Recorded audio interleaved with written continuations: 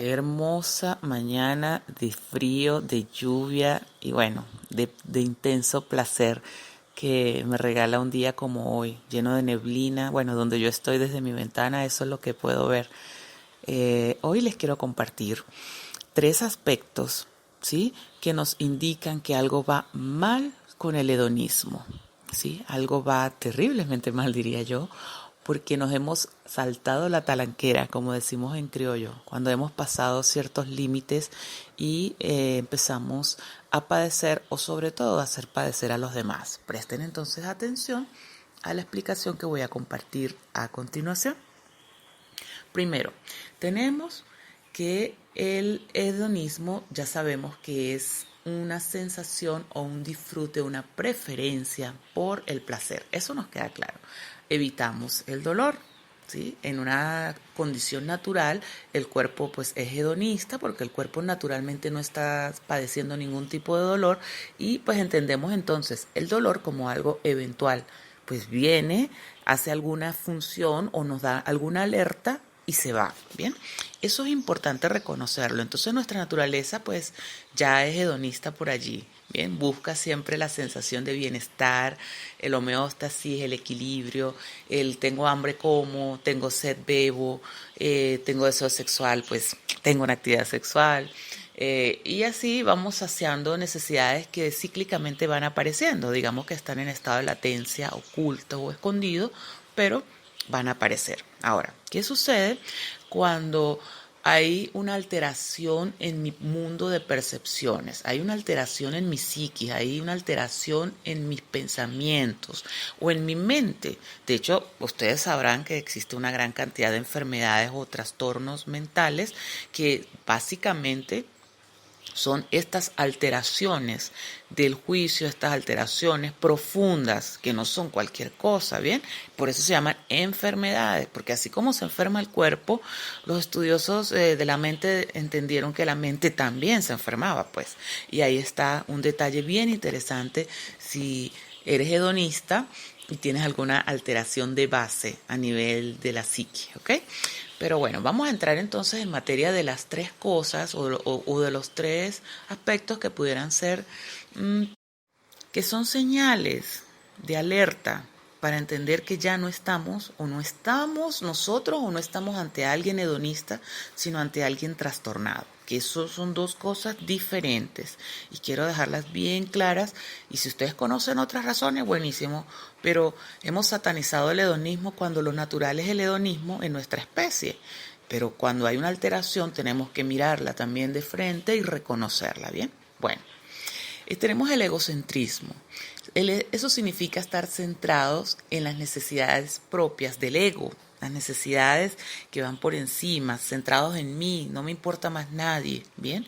Ese egocentrismo se nota en que quiero saciar toda una gama de necesidades, deseos, no estoy hablando ni siquiera de anhelos, simples deseos básicos, mundanos, como cualquier otra persona, pero no me interesan las necesidades de los demás. ¿Sí? Solamente me interesan las mías. Entonces, algo va mal en el hedonismo si solo me interesan mis necesidades, solo me interesa saciar mis deseos y no puedo reconocer los deseos en los demás. Porque todos, absolutamente todos los humanos, estamos compuestos por mente, emociones, pensamientos, cuerpo y alma o espíritu.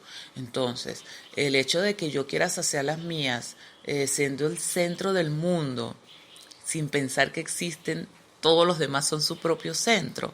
Eso quiere decir que algo me falta en mi razonamiento, algo pasa con mi juicio y de pronto lo aprendí así, bueno, eso tiene una posible solución. Pero si ya estoy desarrollando una personalidad egocentrista que se me está distorsionando con el tiempo y puedo desarrollar cualquier cantidad de comportamientos asociales, diría otro autor, antisociales, pónganle el nombre que ustedes les sientan más a gusto, pero lo que sí sucede es que estoy haciendo daño, siendo el centro, porque todo debe girar en torno a mí y los demás no son importantes, solamente son importantes mis deseos. Ahí estamos ante un riesgo que ya no es hedonismo, sino que ya pasó los límites, ¿bien? Tenemos también el narcisismo.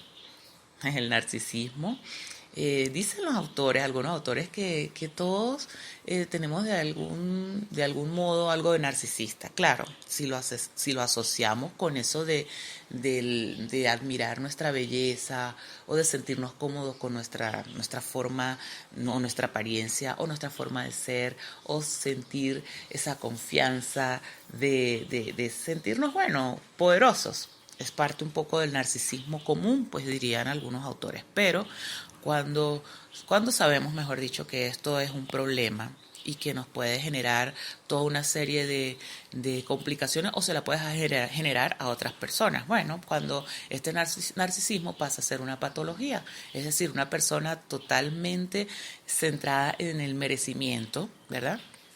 Ellos son superiores, por favor, ellos se sienten y respiran superioridad por encima de los demás.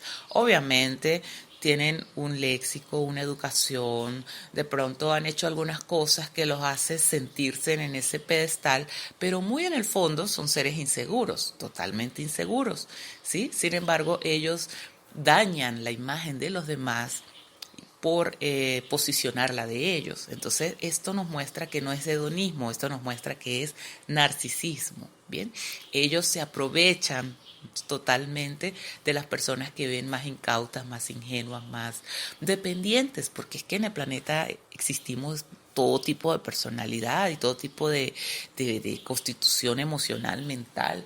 Entonces ellos, o para ellos es muy fácil saber quién es una persona dependiente, quién es una persona insegura, y manipularla a su antojo.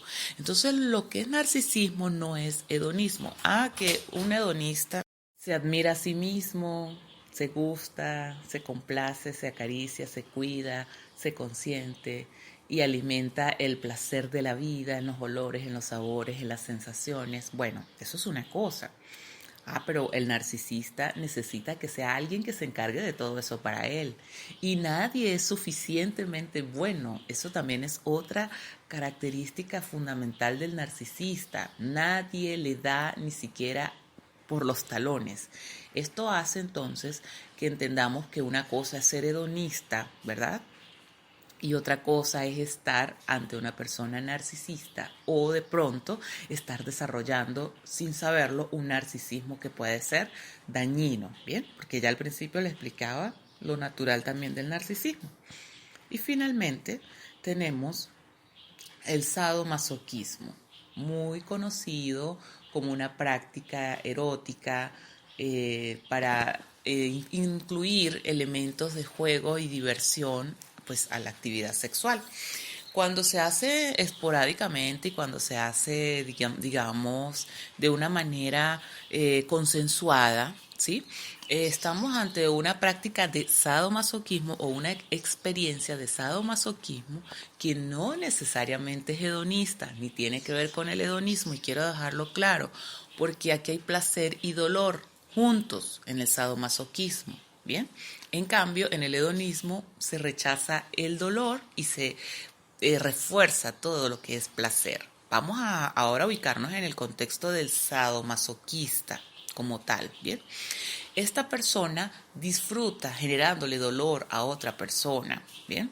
Entonces, este disfrute, que parece muy placentero, pues sí, puede generarle muchísimo placer, evidentemente, porque si no, no sería una práctica tan común en, digamos, en muchas personas, aunque no se publican, pues.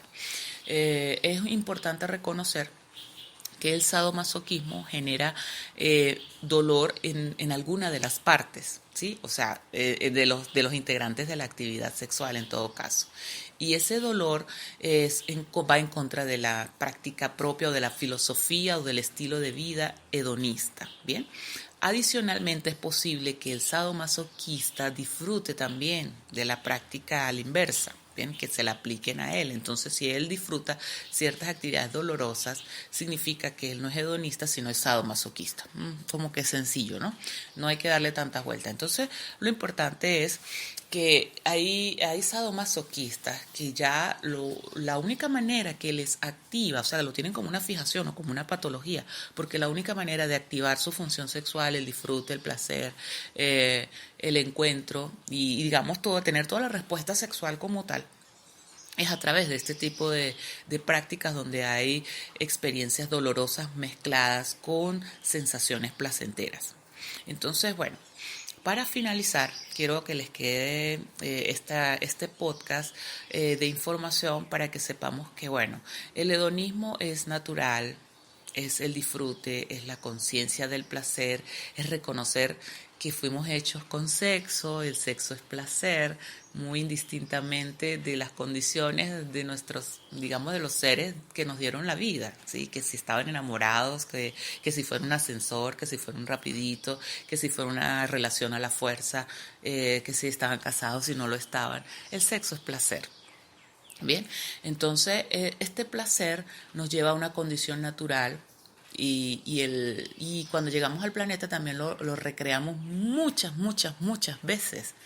Desde la utilización de todos nuestros sentidos, el poder percibir a través de la vista, el oído, el olfato, el gusto, el tacto, ¿sí? Toda la piel, el poder reconocer tantas experiencias y hacernos un inventario de placer, nos vamos a dar cuenta que nuestra vida ha tenido más razones para el placer que para el dolor y que el dolor ha sido una experiencia momentánea que ha llegado, se ha quedado un rato y se ha ido.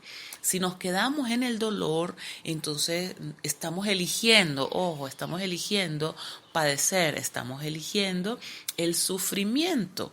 ¿Y por qué elegimos el sufrimiento? Bueno, porque también estamos condicionados socioculturalmente y específicamente a nivel religioso, ¿sí? Estamos condicionados para preferir el dolor, pero no es que preferimos el dolor, preferimos sufrir porque preferimos alimentar ese dolor, o sea, lejos de dejar que venga, decante, suavice y se vaya, no, buscamos la manera de alimentarlo, recordando, pensando, imaginando lo peor, sintiendo con más fuerza ese dolor, pero a cada rato y a la vez no, lo mitigamos, volvemos y lo conectamos, cuando ya pensamos que ya lo habíamos olvidado, volvemos y lo traemos al recuerdo, casi que se nos vuelve un intruso que se acomoda en nuestra vida.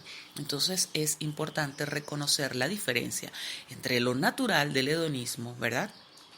Lo antinatural del sufrimiento, lo eventual del dolor, porque sí va a ser eventual, va a venir muchas veces en nuestra vida, pero se va a ir, y todo lo demás que no es hedonismo y que por lo tanto hemos hecho malas analogías sobre el hedonismo con el egocentrismo, el hedonismo con el narcisismo, el hedonismo con el sadismo o el sadomasoquismo, y hemos generado toda una serie de confusión que hace que pensar que el hedonismo es malo. Cuando sí hay cosas que van mal con el hedonismo es las malas interpretaciones y la poca conciencia que podemos hacer de lo natural, cuando lo natural es así, tan rico y placentero como en este instante respirar, como en este instante donde me encuentro, en este momento que estoy grabando este podcast y estoy viendo toda la neblina, estoy escuchando la lluvia, estoy escuchando un río que pasa cerquita donde estoy, veo unas maripositas que vuelan en la lluvia, que todavía me pregunto cómo lo hacen. Bueno, y todo esto es parte de lo natural del hedonismo. Bueno, mis amores, si les gustó este podcast, ya saben lo que pueden hacer, compártanlo, que sean otras personas las que rompan paradigmas, las que aprendan a ver la vida de otra manera y hacerse preguntas diferentes, que no nos vayamos solo a una parcela, que vivamos de una manera muy natural y sentida lo que es la calidad de vida, el placer, el disfrute, el dolor cuando venga y nos visite, pero que no nos quedemos haciendo el drama ni montando tarima y haciendo un show con el sufrimiento, porque de verdad la vida es muy corta y no vale la pena perderla en esas tonterías. Por acá les habló Patricia Fournilier, orientadora en conducta y sexología. Chao.